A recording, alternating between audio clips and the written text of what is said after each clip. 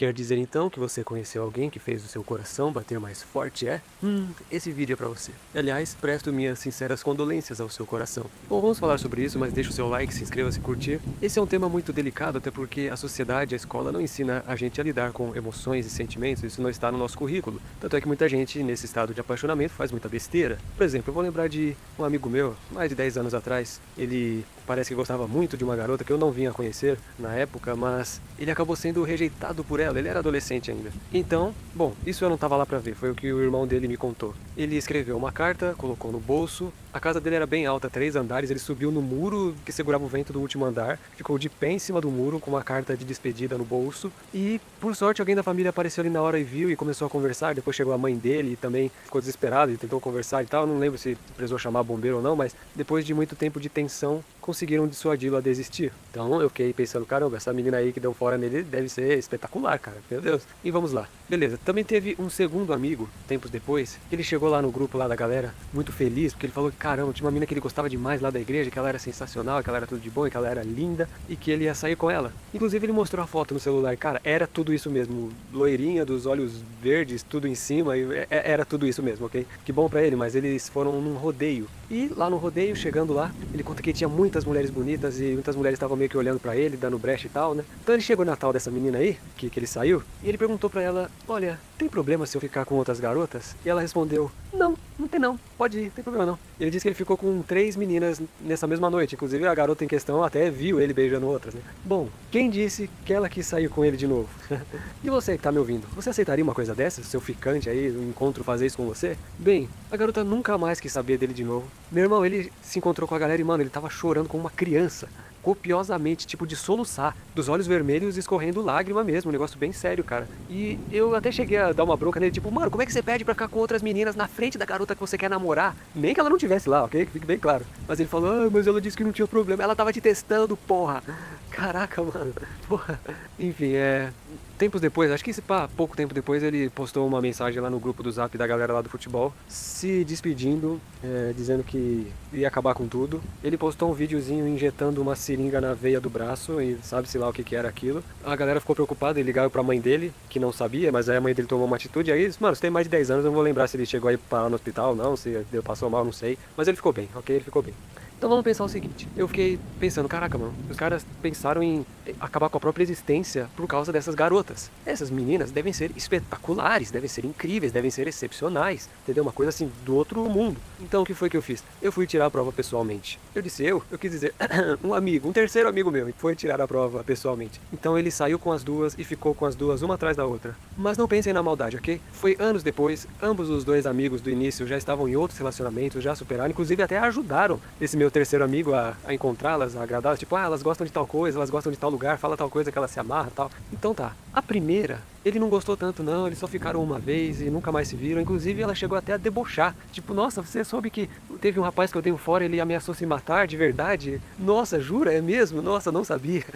Rapaz, ela chegou até a debochar, que coisa horrível, cara. Na moral, nunca mais se viram, ok? A segunda menina, aquela do rodeio, essa sim ele gostou um pouquinho mais. Tipo, ela realmente era legal, eles ficaram 3 vezes, inclusive até saiu pra jantar com a mãe dela. Só que a mãe dela era meio durona e disse que pra entrar pra família só sendo parte lá da congregação e tal. Então, enfim, acabou que achou melhor não e aí eles meio que se separaram. Assim, eu digo, esse meu amigo ficou um pouco triste, sim, um pouquinho chateado, tipo, poxa, né, pô, ela era legal, tal, podia tal, mas assim, não foi nada do tipo, nossa, eu vou acabar com a minha vida, nossa, não teve drama, não teve nada disso, nada demais. Inclusive eram garotas legais, sim, tudo bem, mas tipo, nada excepcional, espetacular, meu Deus, que coisa, sabe? Então há que se pensar o seguinte, por que para os dois primeiros eram garotas das quais não se podia viver sem e tinha que acabar com tudo se fosse pra ficar sem elas, enquanto para esse terceiro amigo elas não eram nada demais? Porque tudo isso está na nossa mente e somente, não passa disso, não é real. As pessoas têm a importância que nós damos a elas e eu não dando tanta importância a elas, eu não sofri. O que acontece é que as pessoas muitas vezes vivendo uma vida que não é exatamente a que gostariam de ter, sentem um vazio em seu peito. E então, quando elas encontram alguém que elas acham bacana, elas sentem que esse alguém alguém pode preencher esse vazio ou dar a elas a sensação desse preenchimento temporário, porque logo passa e você quer mais e mais e mais, bem como um drogado. Então, se você tem a tendência a se apaixonar, é porque algo está faltando na sua vida. Talvez você não esteja frequentando os lugares que você gostaria, talvez você não esteja se aplicando nos hobbies que você gostaria, talvez seu emprego seja uma merda, talvez o ambiente que você mora é conturbado. Quando você vive toda essa carência, você corre o risco de enxergar amor aonde não há. Então eu quero fazer um exercício com você. Imagina que você está numa sala de cinema vazio. Você está ali entre as primeiras fileiras no meio. E naquela tela, o que aparece ali, ao centro, é você, grande, alto, com 12 metros de altura. E você percebe o seu olhar, o seu aspecto lindo, imponente, saudoso, confiante. E ao redor de você ali nessa tela, estão ali as coisas que você gostaria de ter. Estão ali o seu hobby preferido, o horizonte é um lugar que você gostaria de ir, a casa que você gostaria de morar. E cuidado, não coloque uma mulher ao seu lado, ok? Não, é só você. Talvez os seus amigos, a sua família, tudo bem. Mas você está solteiro nessa imagem, ok? Então eu preciso que, pensando nisso, absorvendo isso, você se pergunte, quando eu me sinto desse jeito, onde eu já tenho e faço tudo o que eu gostaria, será que eu necessariamente preciso mesmo de alguém? Não digo que não seja legal ter alguém, mas é muito melhor quando você não está necessitado. Até porque as mulheres percebem muito bem quando o homem está carente ou necessitado. E isso é extremamente desatraente. E eu posso me colocar aqui como um exemplo extremo. Eu sempre tenho que falar isso pra quem não me conhece. Eu sou deficiente, ok? Eu nunca trabalhei CLT. Então, no pior dos casos, se eu fosse um bosta, eu realmente poderia me colocar na posição de um necessitado. Mas eu não faço isso. Muito pelo contrário. Eu uso do meu tempo, da minha energia, do meu dinheiro pra fazer o que eu quero fazer. E o que eu amo e o que me dá prazer. Então eu sou muito cheio de si, muito cheio de identidade e personalidade. Eu tô falando isso porque eu quero que você também seja. Eu me preencho, eu me basto, eu vivo o que eu posso e o que eu quero viver que esteja ao meu alcance. E isso é maravilhoso. Então eu não fico naquela sensação de falta. Esse canal aqui, por exemplo, pra mim isso aqui é arte. E eu amo fazer isso, eu amo cada processo de fazer isso. E tudo que eu amar, eu vou fazer. Dane-se quem vai gostar ou não, pra mim isso é uma delícia, isso me preenche demais, me faz me sentir incrível, entende? Então, mulher não é o centro da minha vida. Não é, mas não é mesmo. Sou eu, com as coisas minhas ao redor, as coisas que eu gosto de fazer, as coisas que eu mantenho ali ao meu redor. Se alguém vem na sua vida, tem que ser pra acrescentar e não pra ser o centro da sua existência, que foi como meus amigos fizeram. Ou você vai fazer merda, porque estando apaixonado ou colocando alguém como a razão do seu viver, você vai ficar inseguro, você vai nem saber o que falar, você vai fazer besteira, você vai falar besteira e você vai cagar com tudo. E a pessoa que sente esse vazio, essa pessoa em necessidade, ela continua a se apaixonar pela primeira garota bonita que fala com eles. Logo então, o que é a paixão? É uma auto-hipnose que confunde a sua carência por amor, o que também gera uma codependência ansiosa. O amor não é causado por outra pessoa, ele é causado por ti mesmo, é uma auto-hipnose que você mesmo se fez. E se os seus pensamentos nessa pessoa entrarem em loop infinito, você muda a forma como você a percebe. E de repente, putz, tudo faz sentido, é amor, mas não é verdade, você está pegando o conceito de uma pessoa e transformando no que ela não é. Esse conceito que você tem é o conceito que você criou, não é exatamente o que aquela pessoa é de verdade. E tudo bem que deve ser bem legal viver uma paixão, curtir uma paixão desde que você seja correspondido e que você conheça a pessoa, mas tem gente que vive isso sem nem sequer conhecer a pessoa, nem de longe, entende? Então, eu lembro da frase de Nessar Alita que ele dizia: estar apaixonado é conferir a um ser humano falho e comum o status de uma divindade, para depois sofrer por não ser correspondido por um ídolo que você mesmo criou. A paixão oblitera o discernimento. O homem apaixonado não vê a mulher como ela é, mas como ele precisa que ela seja para justificar a sua própria escravidão. E isso me traz à lembrança um episódio que eu já vivi há muitos anos também, que certa vez eu fui numa peça de teatro e havia uma personagem ali que, além de muito bonita, é claro, ela era tudo de bom, sabe? A personagem, ela era muito feminina, muito delicada, muito meiga, muito jeitosa, muito benevolente. E eu, assistindo aquilo como um espectador, comecei a meio que me deixar envolver por aquela figura. Eu comecei a ficar interessado, eu comecei a querer conhecê-la enquanto eu estava ali sentado. Para minha sorte, um dos atores era o meu amigo, e assim que ele saiu de lá de dentro para ir cumprimentar os pais dele, eu fui lá, parabenizei pela atuação e tal, e perguntei: pô, cara, aquela personagem lá, como é que ela chama de verdade? Ah, fulana de tal. Você sabe se ela namora? Ele disse: ah, que eu saiba não. Então me leva lá pra dentro nos bastidores que eu vou falar com ela. Chegando lá, pra minha sorte, ela tava num canto mexendo no celular.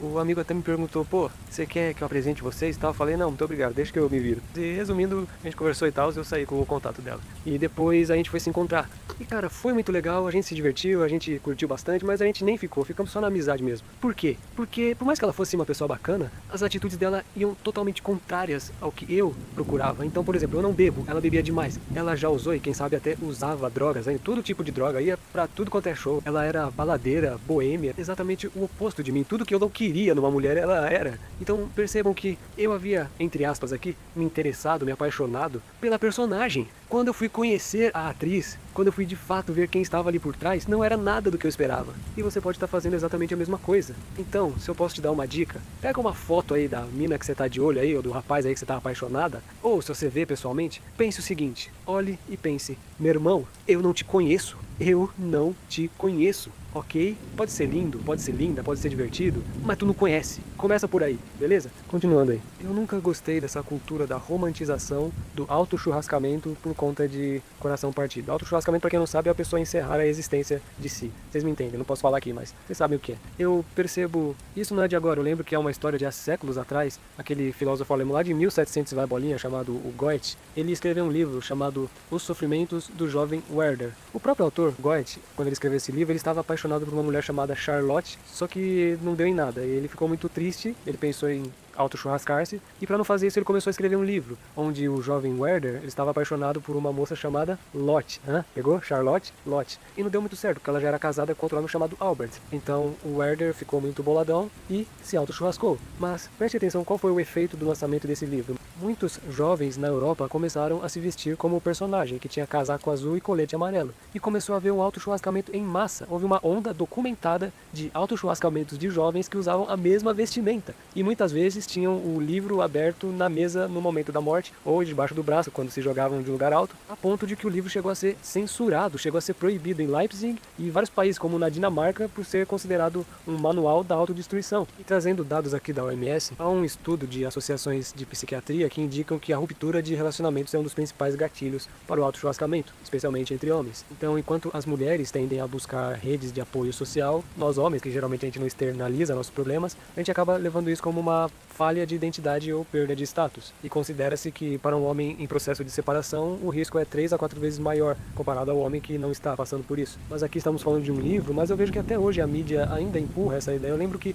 lá em 2006 explodiu um cantor chamado James Blunt, um britânico, vocês devem conhecer. E a música que lançou ele para o mundo foi aquela You Are Beautiful, algo assim, em que ele dizia que viu uma mulher muito bonita no metrô, que já estava com outro homem, e como ele nunca vai ficar com ela, no final do clipe ele se joga na água se auto-churrascando. O que eu achei uma coisa terrível. Eu fui conversar com as mulheres, as meninas da época, e todas diziam que era maravilhoso. Falaram, nossa, é porque ele estava apaixonado, é por causa do sacrifício pelo amor e tal, mas, poxa, como assim, cara? A troco de nada, mano. Mas, novamente, a mídia e as ideologias e as agendas tentando criar o mito do homem fraco, né? Porque o homem forte jamais faria uma besteira dessas. Infelizmente, muitos homens fazem isso que é pior. Não é nem ficção, é verdade isso. Agora também eu vou me colocar aqui na cruz, eu vou falar pro meu lado também. E você, Oliver, você nunca se apaixonou? Cara, é difícil, viu? É raro, mas acontece. Ninguém está isento disso, mas vamos lá. Quando eu tinha, uns 17 anos e tal, eu tava pra fazer uma cirurgia, pega esse detalhe, só que eu não sabia quando seria, tipo, o hospital ia ligar e falar, semana que vem e tal, então eu tava vivendo a vida, podia levar meses, eu não fazia ideia de quando seria, ok? Mas eu vivia a vida, seguia. E bem, então, na escola havia uma garota que era, eu vou ser bem grosseira, que eu não queria usar esses termos, mas ela era muito bonita e muito sensual, ok? Mas não era isso que eu ligava pra ela, na verdade isso era secundário. O que eu gostava mesmo é que ela era muito boa, muito jeitosa, ela era uma personalidade muito pura. Por exemplo, ela era cuidadora dos cegos, dos alunos cegos, como voluntária, ela não ganhava pra isso, ela tinha toda a atenção e carinho. Eu achava isso sublime. E outra coisa que eu admiro demais em mulheres que são muito belas, muito bonitas, são aquelas que não se usam disso pra obter benefícios. Quantas vezes você já não viu nas redes sociais umas meninas que são bonitinhas, assim, no máximo bonitinhas, forçando a barra, que elas gravam vídeos exigindo mundos e fundos.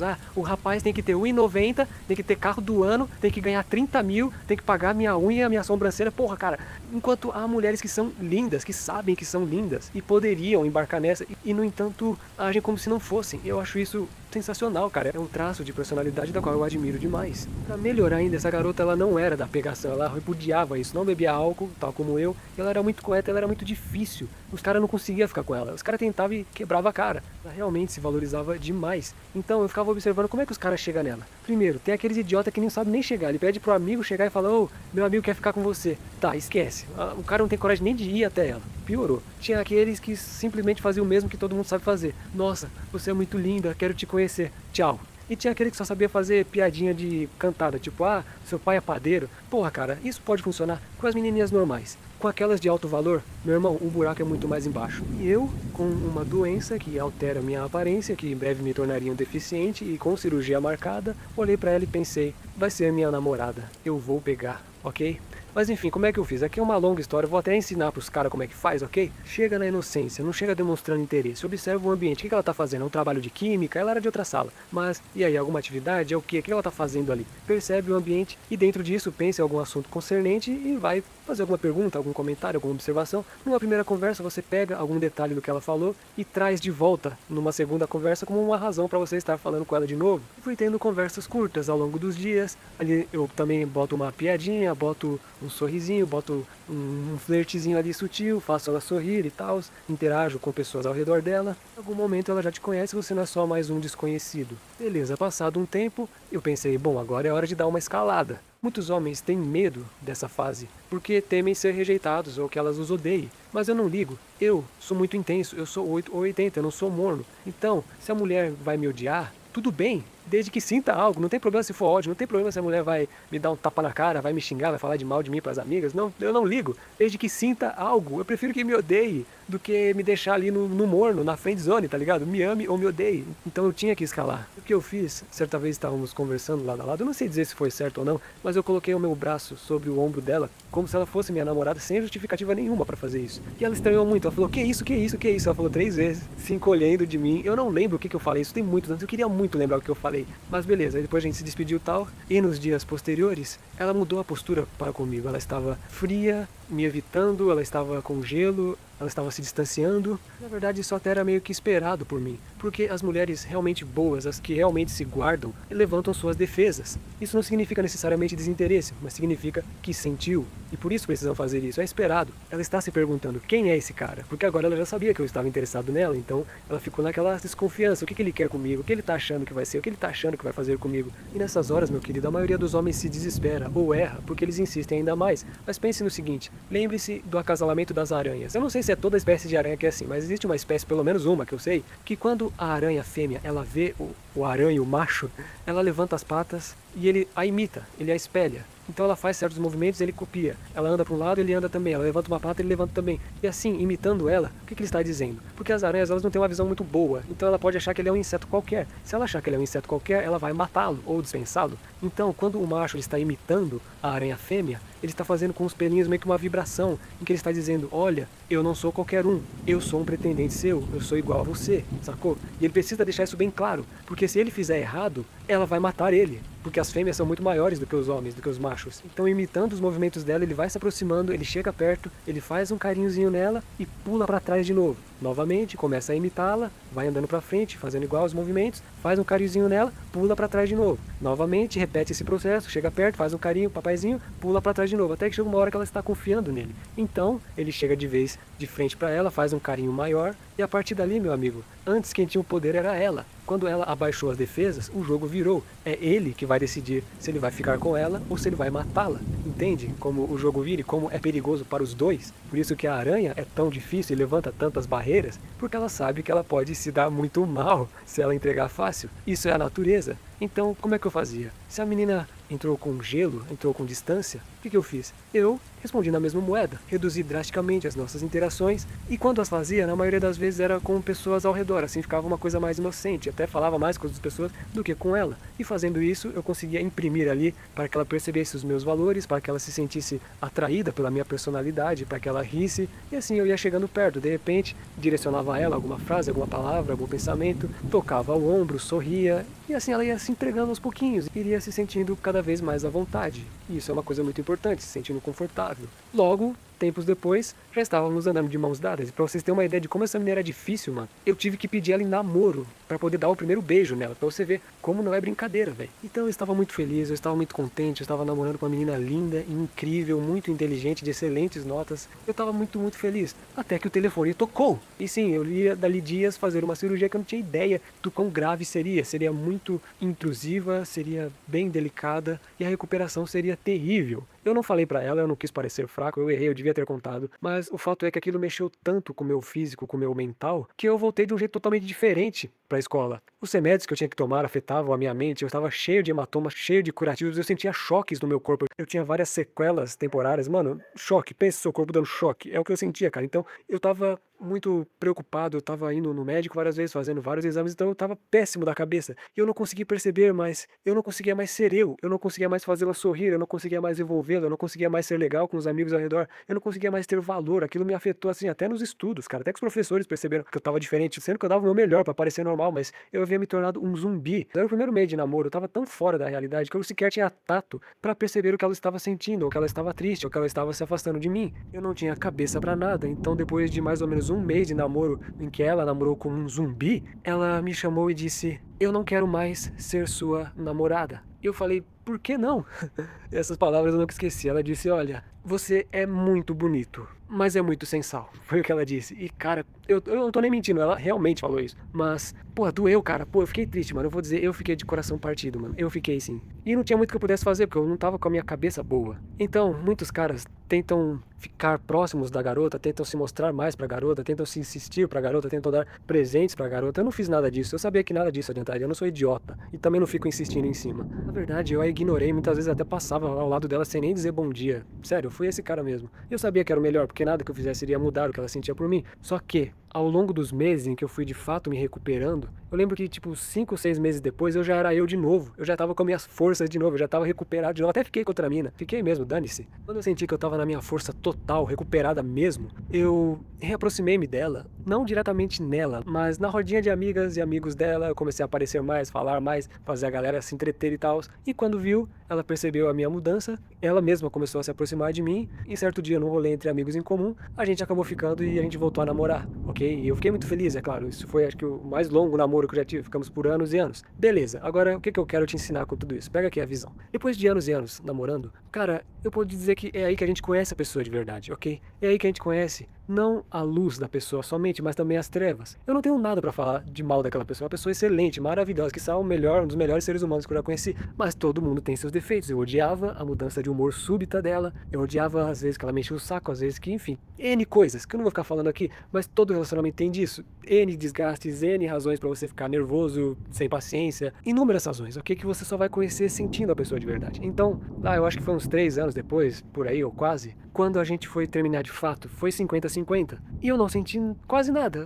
A gente ficou um pouquinho triste, sim, mas não foi nem de longe o que eu senti da primeira vez em que ela terminou comigo, lembra? Então, enquanto na primeira vez eu fiquei muito triste mesmo, eu fiquei bem dolorido mesmo, eu fiquei bem pra baixo mesmo por muito tempo. Depois de ter de fato conhecido ela e passado por tantas coisas, quando acabou eu tava de boa, sendo que é a mesma pessoa. Então você entende que é aquilo que eu falei, tá na nossa mente. Enquanto não a conhecia de verdade, eu colocava qualidades na minha cabeça, referindo-se a ela, que talvez ela não tivesse de verdade. Só quando eu fui conhecer é que eu fui perceber o que ela realmente era. E isso reforça que aquilo que você sente hoje, por quem você está apaixonado, é só, de fato, uma criação da sua mente, que mente pra você. Após o término com essa garota, eu inventei um mecanismo assim pra nunca mais me apaixonar. Quando eu conheci alguma mulher da qual eu sentia, cara, eu estou gostando dessa pessoa, eu começo a pensar nela, começo a dominar meus pensamentos, eu percebo que isso começa a sair de controle, isso não é legal, não acho isso saudável, então eu faço um exercício. Eu vou conhecer o máximo possível de mulheres além dela. Não as amigas dela, pelo amor de Deus. Mas eu não tô dizendo aqui pra você ser cafajeste, porque eu nunca fui, eu nunca diria isso, seria um péssimo conselho se eu dissesse isso, mas eu digo não ficar com outras mulheres. Eu digo conhecer. Meu irmão, eu ia no shopping, mano, nem que fosse pra abordar mulher desconhecida na rua, na biblioteca, na livraria, até em hospital já, enfim. Eu ia abordar mulheres mesmo que desconhecidas pra pegar o contato, pra conversar. Conhecer, mano, não tô falando de marcar encontro, tô falando de pegar, não. Ok, que fique claro. Por quê? Por que isso? Porque primeiro que você tira aquela escolhida do centro, assim, da sua mente. Você já vai estar em contato com outras. Se ela não gostar de você, se ela te der um fora, talvez você já tenha alguém mais legal ali. Sem contar que você vai estar melhor para quando for falar com ela, porque quanto mais mulheres você fala, mais tranquilo você vai estar com aquela que você de fato quer focar. Além de que, muitas vezes, meu irmão, muitas vezes, quando você conhece outras mulheres, você de repente olha para aquela que era a sua favorita e de repente você percebe que ela nem era tudo isso, tanto quanto você pensou. E talvez uma dessas outras que você conheceu se mostre até mais legal, até mais interessante. Olha, às vezes a gente não dá muito pela pessoa, mas quando a gente vai conversar, a gente realmente começa a sentir. De repente, você achou que você ia encontrar bronze, mas você cavou um pouquinho mais fundo e encontra ouro. Percebe como isso é saudável? Mas isso quando eu era mais novinho. Hoje eu não tenho mais saco pra ficar fazendo isso não, cara. Já sou sou adulto já, pô, não tenho mais paciência não, sei lá, a coisa hoje é bem mais solta assim, mas depois que tu vira macaco velho, meu querido, você para de ficar dando poder ao outro e concentra em si mesmo. Você entende que o seu esforço só merece ser gasto aonde é correspondido. Se não houver retorno, meu amigo, sai de cena. Mas é isso, meu amigo, espero que você ame, que você se apaixone sim, não precisando se apaixonar, e mesmo assim, viva de uma maneira intensa e feliz. Escreva aí o que você achou, se você já passou por isso, qual a sua opinião, se você está passando por isso agora, se você curtiu, deixa aquele like, se inscreve e falou aí, até a próxima.